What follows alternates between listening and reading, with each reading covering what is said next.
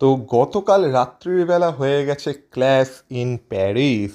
আর প্যারিসের ক্রাউড বা দর্শক ভাই, প্রতিবারই বলি কিন্তু প্রতিবারই যেন মনে হয় যে তাদের সম্পর্কে কম বলা হয়ে যাচ্ছে, কারণ এত এনার্জি কোথা দিয়ে পায় কে জানে। মানে পুরো শোটা চলাকালীন প্রথম থেকে শেষ পর্যন্ত কখনো মনে হয়নি যে এদের এনার্জি কোনো অংশে একটু কমেছে। মানে প্রত্যেকটা বিষয়কে নিয়ে চ্যান্ট করা সেটা তো ঠিক আছে, কিন্তু যখন কোনো সুপারস্টার দুয়ে কিক আউট করছে তখনও তারা নিজেদের মতো করে চ্যান্ট করে যাচ্ছে। তো এরকম ক্রাউড মানে সত্যিই পুরো পৃথিবীতে খুব কমই দেখা যায়। আর এই কারণেই হয়তো ফ্রান্সের ক্রাউড বা ইউকের যে ক্রাউড সেটাকে বলা হয় one of the greatest of all time, মানে ক্রাউডকে। আর সত্যি বলতে ক্ল্যাশ ইন প্যারিসকে না আমি রাত্রিরে টিভিতে চালিয়ে দেখছিলাম, সেটা একটা নিজের মধ্যেই বড় বিপদ। কারণ প্রথম কথা হচ্ছে এই ক্রাউডকে ফিল করতেও ইচ্ছা করে টিভির ভলিউমটা একটু বাড়িয়ে, কিন্তু সেই সময় বাড়িতে বাকিরা ঘুমাচ্ছে, তো না পারছি টিভির ভলিউম বাড়াতে, তো ওই আস্তে আস্তেই শুনতে হচ্ছে, ওইভাবেই ফিল করতে হচ্ছে। মানে একটা আলাদাই ঝামেলা। যাই হোক না কেন, ক্ল্যাশ ইন প্যারিসকে নিয়ে একটু কথা বলা যাক। আর এই মনে হয় প্রথম হয়েছে যখন আমার কোনো প্রিমিয়াম লাইভ ইভেন্টের জন্য প্রত্যেকটা প্রেডিকশন ঠিক গেছে। তো এটা তো নিজের মধ্যে একটা বিশাল মানে দারুণ ব্যাপার ঘটেছে আমার সাথে। তো আর তোমরা বলতে পারবে না যে তুই ভুলভাল প্রেডিকশন করিস, তো ঠিক আছে, ভালো লাগছে আমার। তো চলো এই ইভেন্টটাকে নিয়ে একটু কথা বলাই যাক, কারণ তোমরা দেখছো wrestle entertainer, so let's start the entertainment.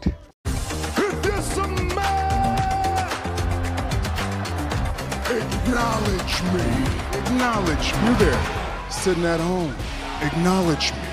সবার প্রথমে তো একটা কথা বলবো যে ক্ল্যাশ ইন প্যারিসের জন্য ডাব্লিউডাব্লিউই খেটেছে, কারণ ক্ল্যাশ ইন প্যারিসের জন্য ডাব্লিউডাব্লিউই একটা আলাদাই স্টেজ ডিজাইন করেছিল, যেটা অন্যান্য প্রিমিয়াম লাইভ ইভেন্টের ক্ষেত্রে সচরাচর ডাব্লিউডাব্লিউই করে না।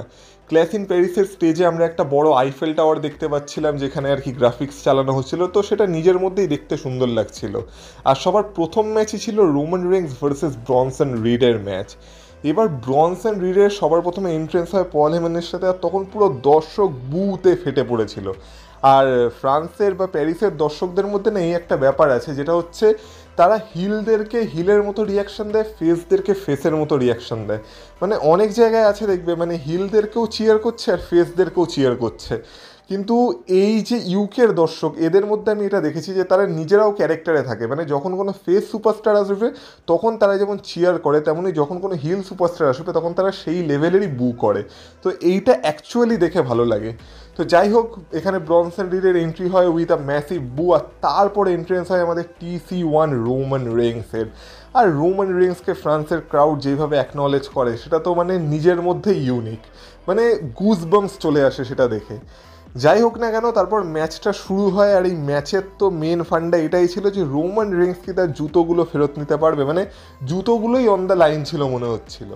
এবার এই ম্যাচের প্রথম কয়েক মিনিট তো রোমান রেইন্স আর ব্রনসন রিড দুজনেই শুধু ক্রাউডকে ফিল করেছে, যেখানে ক্রাউড শুধুমাত্র রোমান রেইন্সকে চিয়ার করে গেছে। মানে পুরো ক্রাউড যে রোমান রেইন্সেরই পেছনে আছে সেটা তারা ম্যাচের প্রথম 2-3 মিনিটেই দেখিয়ে দিয়েছিল। তারপর ম্যাচটা শুরু হয়। এবার ম্যাচের প্রথম দিকে না ব্রনসন রিড কিছুটা ডমিনেট করছিল, আর দেখে মনে হচ্ছিল ওই যে ব্রনসন রিডের যে চেহারা সেটা রোমান রিংসের পক্ষে একটু প্রবলেমেটিক হয়ে যাচ্ছে, আর রোমান রিংস কোনোভাবে কাউন্টার করতে পারছে না ব্রনসন রিডকে। কিন্তু তবুও আমরা দেখতে পেয়েছি ট্রাইবেল চিফ তো নিজের অ্যাটিটিউডেই থাকে, তো ট্রাইবেল চিফ কিছুভাবে ব্রনসন রিডকে কাউন্টার করার চেষ্টা করছিল, কিন্তু তবুও আমরা দেখছিলাম কোথাও না কোথাও যেন ব্রনসন রিডেরই পাল্লা বেশি ভারী মনে হচ্ছিল। মাঝখানে তো আমরা এটাও দেখেছিলাম যে পল হেমনের কাছ থেকে সেই জুতোগুলো নিয়ে ব্রনসন রিড মানে শো অফ করতে শুরু করে দিয়েছিল যে রোমান রেইন্স আমার কাছে কিছুই না, রোমান রেইন্সকে তো আমি ইজিলি হারিয়ে দেবো। কিন্তু ভাই ওটা রোমান রেইন্স। আর তারপর রোমান রেইন্স নিজের যা যা মুভ ছিল সব ইউজ করে, সামোয়ান ড্রপ থেকে শুরু করে সুপারম্যান পাঞ্চ, ড্রাইভ বাই, মানে সব কিছু ইউজ করে, শুধুমাত্র স্পিয়ার দিতে পারছিল না। আর মানে ব্রনসন রিড প্রত্যেকবারই রোমান রেইন্সকে ওভার পাওয়ার করে দিচ্ছিল। কিন্তু ফাইনালি আমরা দেখতে পাই যে রোমান রেইন্স যখন ওই টার্ন বাকল থেকে মানে রিংয়ের কর্নার থেকে উঠে ব্রনসন রিডকে তুলে একটা সামোয়ান ড্রপ মেরে দেয়, তখন ব্রনসন রিডের খেলা প্রায় শেষ হয়ে যায়। আর তারপর রোমান রিংস তাকে দিয়ে দেয় একটা সুপারম্যান পাঞ্চ, আর তারপর যখন ব্রনসন রিড ওঠে তখন আসে রোমান রিংসের একটা ম্যাসিভ স্পিয়ার, আর সেই স্পিয়ারের সাথেই ব্রনসন রিডের খেলা শেষ হয়ে যায়, আর রোমান রিংস এই ম্যাচটা জিতে যায়। আমার প্রেডিকশন ওই ম্যাচটার জন্য ঠিক হয়ে যায়। কিন্তু এবার আসে ম্যাচের আসল গল্প। মানে ম্যাচটা তো নিজের মধ্যে ইউনিক ছিল, কিন্তু ম্যাচের শেষে যেটা হয় সেটা দেখার মতো ছিল। কারণ সবার প্রথমে আমরা দেখতে পাই যে এই ম্যাচের শেষে রোমান রিংস পুরো ফ্রান্সের ক্রাউডের সাথে সেলিব্রেট করতে থাকে। আর তারপর পল হেমান আসে ব্রনসন রিডকে চেক আউট করতে। আর যখন পল হেমান রিংয়ে ছিল তখন আমরা দেখতে পাই যে রোমান রিংস রিংয়ের মধ্যে যায়, আর পল হেমানের নজর যখন রোমান রিংসের দিকে ঘোরে তখন তো পল হেমান পুরো মানে চোখে মুখ দেখেই বোঝা যাচ্ছিল যে পল হেমান ভয় পেয়েছে। আর পল হেমান তো তারপর রোমান রিংসকে অ্যাকনলেজ করতে থাকে সেই পুরোনো দিনের মতো করে, I love you my tribal chief, you are the best, মানে রোমান রিংসকে পুরো মাখন লাগাতে শুরু করে দেয়। তারপর রোমান রিংস বলে জুতোগুলো ফেরত দে, তো পল হেমান বলে একদম এটা তো তুমিই ডিজার্ভ করো, এটা তো তোমারই, বলে পল হেমান জুতোগুলোও ফেরত দিয়ে দেয়। কিন্তু তারপর রোমান রিংস বলে বেটা তোকে আমি অত সহজে তো ছাড়বো না।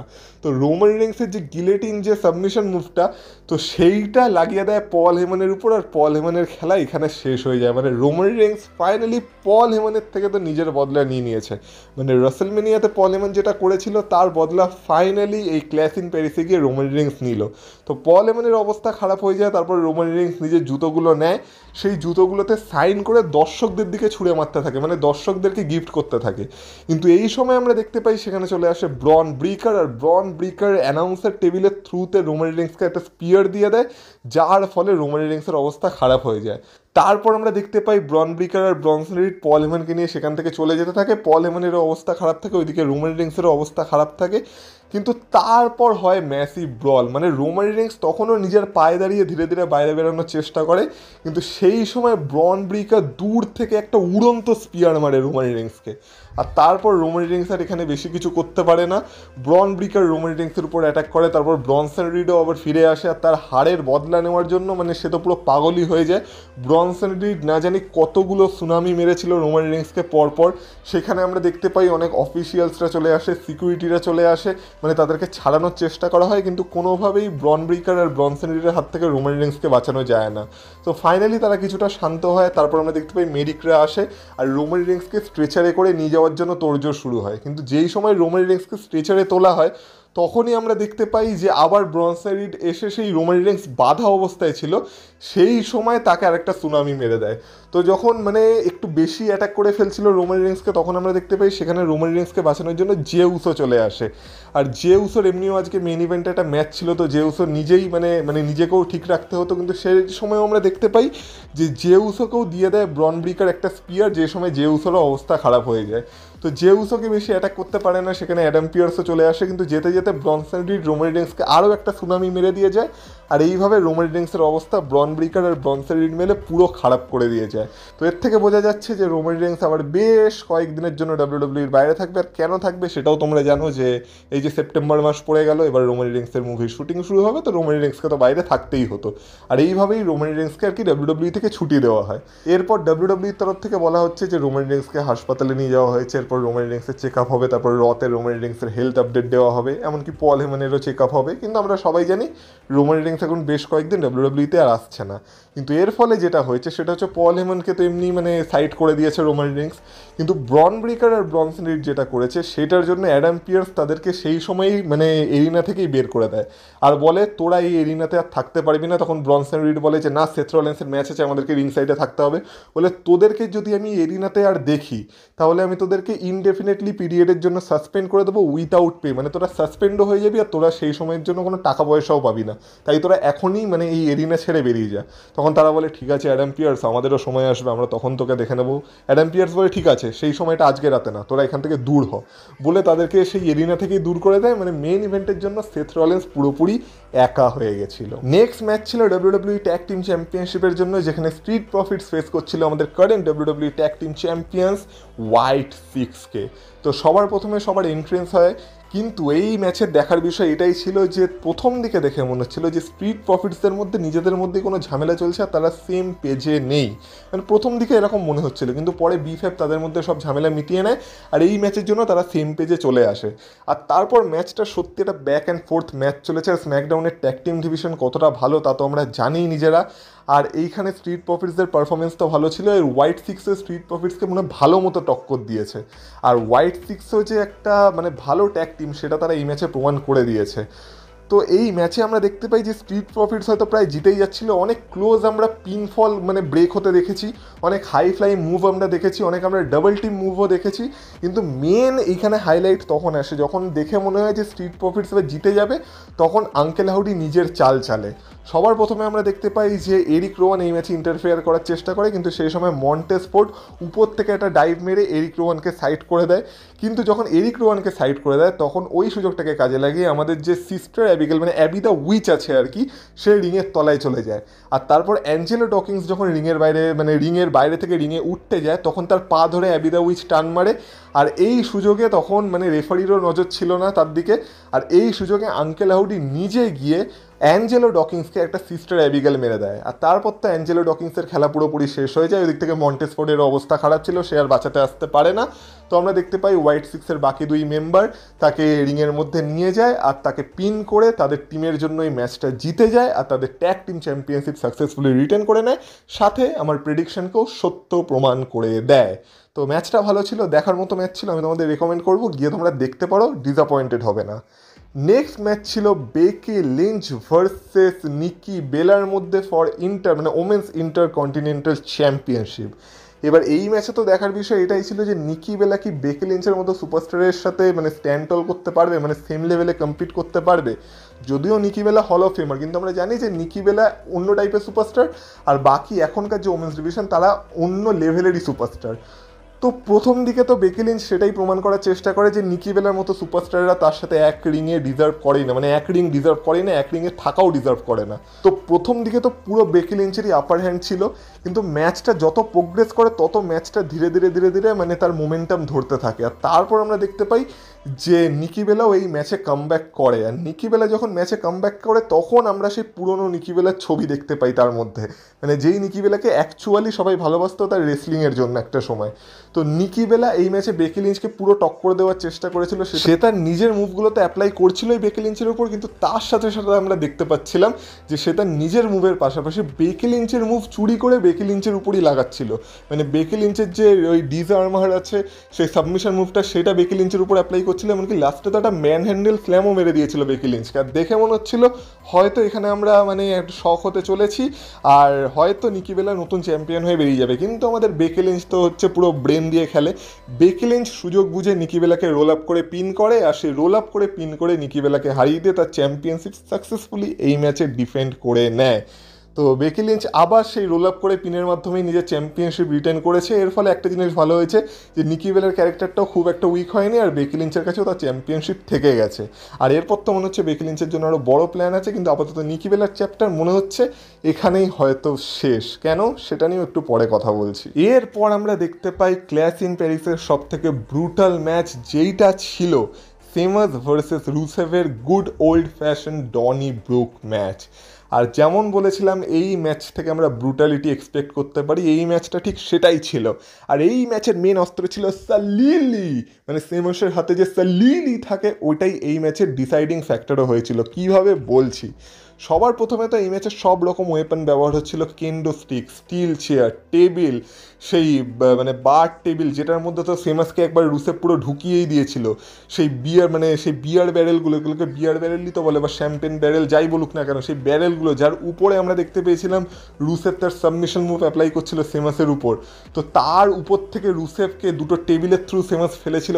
সব কিছু চলছিল এই ম্যাচে। স্টিল স্টেপসের ব্যবহার আমরা দেখেছি, সেমাসের সালিলির সাথে রুসেফকে সেই যে 10 বিটস দেয় বুকের মধ্যে সেই সব মেরেছিল, তাও ক্রাউডের মধ্যে গিয়ে। সব যত ধরনের ব্রুটালিটি আমরা এক্সপেক্ট করতে পারি এই ম্যাচে সমস্ত রকমের ব্রুটালিটি ছিল। তো লাস্টে আমরা দেখতে পাই যে এই ম্যাচে তো কেউ হার মানতে রাজি নয়। আর এই ম্যাচের সব থেকে শকিং মোমেন্ট সেটাই ছিল যখন আমরা দেখেছিলাম সেমাসের ব্রো কিক থেকে আমাদের রুসেফ কিক আউট করেছিল। এটা কেউ কল্পনাই করতে পারেনি যে সেমাসের ব্রো কিক থেকে রুসেফ কিক আউট করে যাবে। তো সেটা একটা শকিং মোমেন্ট ছিল, সেমাস নিজেও বুঝতে পারছিল না যে কীভাবে এটা হয়ে গেল। সেমাস ব্রো কিক মারছিল, রুসেফ মাচকা কিক মারছিল, কিন্তু কেউ হার মানতে রাজি ছিল না। সেমাস যেটা বলে না ব্যাঙ্গার আফটার ব্যাঙ্গার, এই ম্যাচটাও অ্যাকচুয়ালি একটা ব্যাঙ্গার তো ছিলই। আর নর্মাল রস ম্যাকডোনের এপিসোডে ব্যাঙ্গার দিয়ে দেয়, পেপার ভিউতে ব্যাঙ্গার দেবে না তা কখনো হয়? তো আমরা দেখতে পাই লাস্টে এই ম্যাচের রেজাল্ট তখনই বেরোয় যখন সেমাসের যে সালিলি ছিল সেটাকেই সেমাসের পিঠে রুসেফ ভেঙে দেয়। আর তারপর তার যে ওই অ্যাকুলেট যে সাবমিশন মুভটা সেটা তো লাগায়, কিন্তু সেটা সালিলির সাথে লাগায়। আর সেই সময় সেমাস আর সহ্য করতে পারে না, আর লাস্টে ট্যাপ আউট করে দেয়। আর এইভাবে সেমাস এই ম্যাচে হেরে যায় আর রুসেফ এই ম্যাচে জিতে যায়। আর আমার আবারও একটা প্রেডিকশন, সত্য প্রমাণিত হয়ে যায় এই ম্যাচে। তো ম্যাচটা দুর্দান্ত ম্যাচ ছিল, যেমন বললাম এই নাইটের বা এই রাতের সব থেকে ব্রুটাল ম্যাচ ছিল এটাই।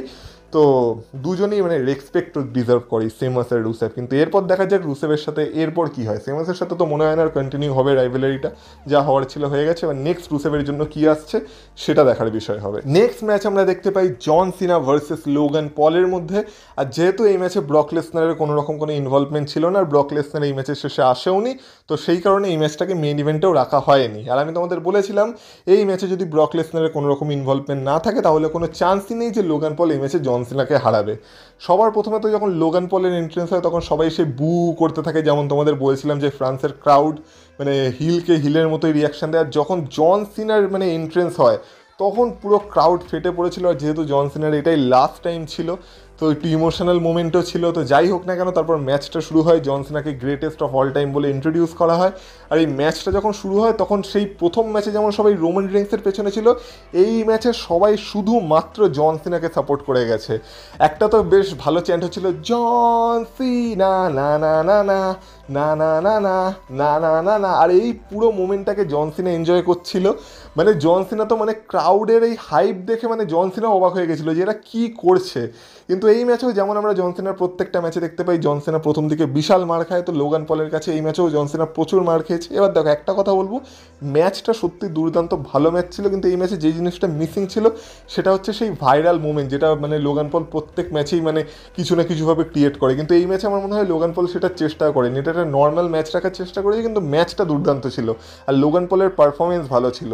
তো লোগান পল অনেক সময় জন সিনার মুভ চুরি করেই জন সিনাকে মারার চেষ্টা করছিল, যেমন তার যে 5 ম্যান নাকল সাফল, কিন্তু সেই সময় ক্রাউড লোগান পলকে একটুও সাহায্য করছিল না। সে যখন মানে আর কি সে ইউ ক্যান সি মি করছিল তখন পুরো ক্রাউড বু করছিল, কারণ সেটা জন সিনার মুভ। আর যখন জন সিনা করছিল তখনই ক্রাউড তার সাথ দিচ্ছিল।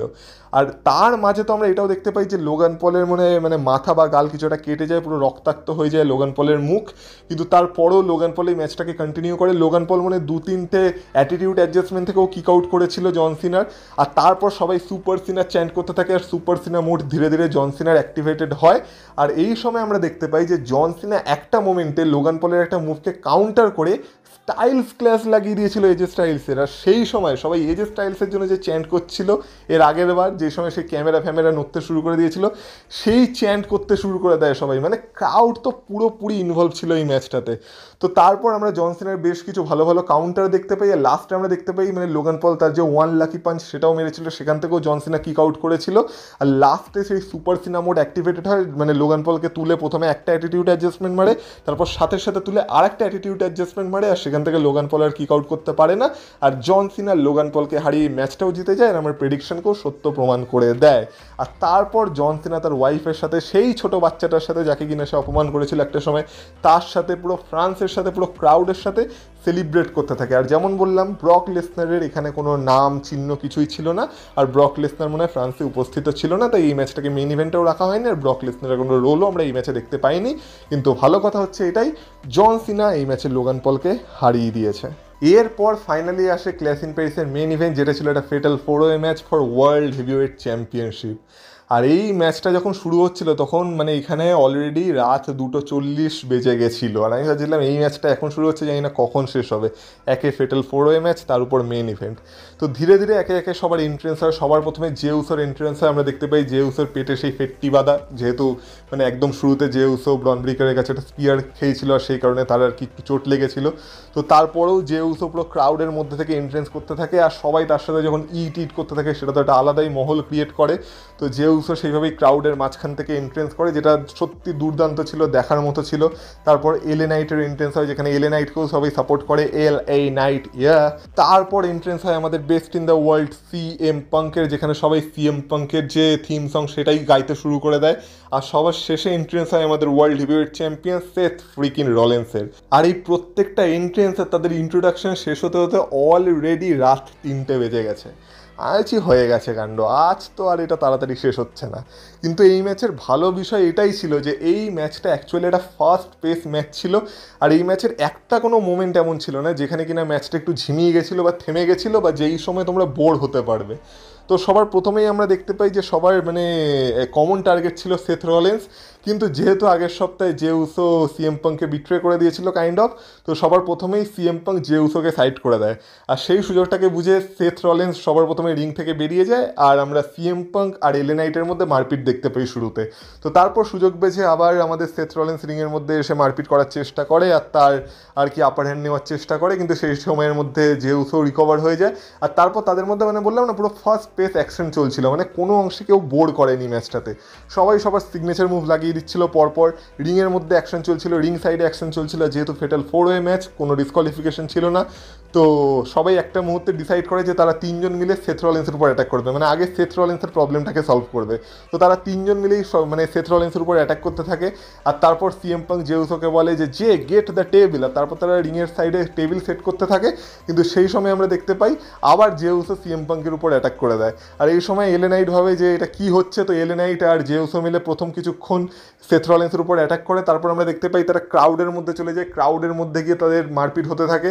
মানে মেন টার্গেট সেথ রলিন্সই ছিল, কিন্তু তবু তাদের নিজেদের মধ্যেও যে ঝামেলাটা দেখা যাচ্ছিল সেটাও দেখা ইন্টারেস্টিং ছিল।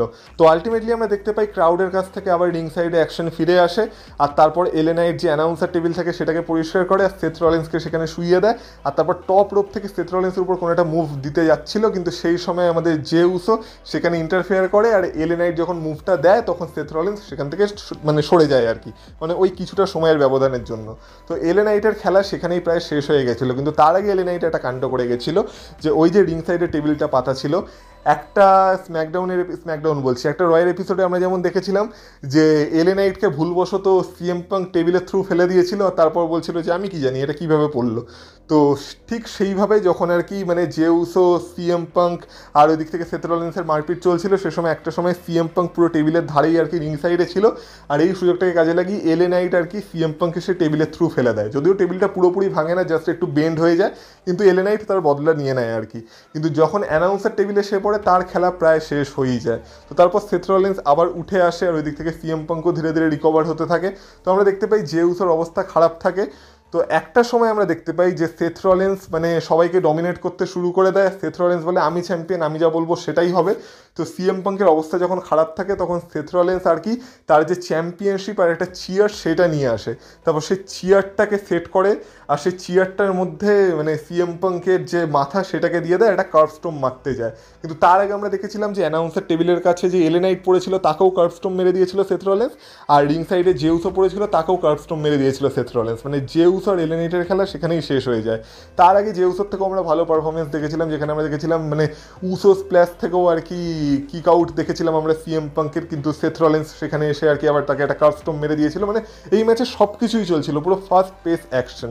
কিন্তু যখন সে চেয়ারের মধ্যে সেথ রলিন্স আর কি সিএম পাঙ্ককে কার্ভস্টোম মারতে যায়, তখন সিএম পাঙ্ক সেখান থেকে সরে যায়, আর সেথ রলিন্সের যে নি সেটাই আবার একটু আঘাত লাগে, আর তারপর সিএম পাঙ্ক তাকে তুলে নেয় একটা গো টু স্লিপ দেবে বলে, আর সবাই ভাবে যে এখানে তো সিএম পাঙ্ক নতুন চ্যাম্পিয়ন হয়েই যাবে, কিন্তু এখনও কারো একজনের আশা বাকি ছিল।